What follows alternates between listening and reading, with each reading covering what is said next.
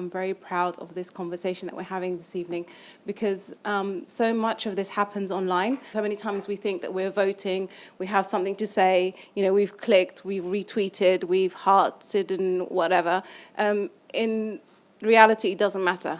What really matters is who's going to turn up when it's raining to a demonstration, who's going to say I'm a sustainability advocate and actually check on their neighbours when it's raining or when it's snowing, who's going to actually make sure their children are following the values that they're raising them to follow. And that's why these women make me so proud. I've been working in the luxury industry for 25 years. I've never tried to compromise what I do.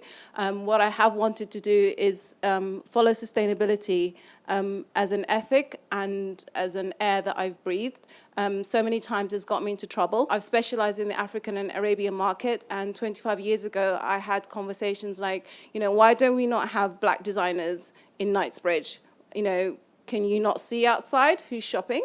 When you're a woman of color and you talk about democracy and you get passionate, all of a sudden you're the angry black woman. And that doesn't happen, in white middle class environments. And this room is amazing. And I think it's a reflection of Tamara's efforts for her to make sure that there is inclusivity. But I don't see why we have to talk about democracy. I don't see why we have to talk about sustainability. They both mean doing the right thing, right? So why, when a brand says we are now sustainable, what were you before? I think a lot of people are jumping on this sustainability bandwagon, and I'm really sad to say this out loud, because it's on trend, because it's not new.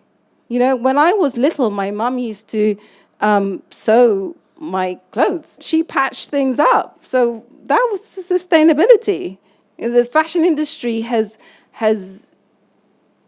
boomed and blossomed because of the color and the culture of Africa and the Middle East and the heritage and the storytelling. And that is what the core of a business is. Like what you were talking to me about, how do you implement that in business? It's in the story you tell.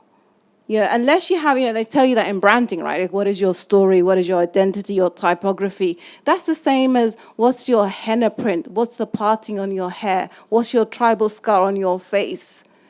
What was your grandmother's name? What did you eat for breakfast when you were little?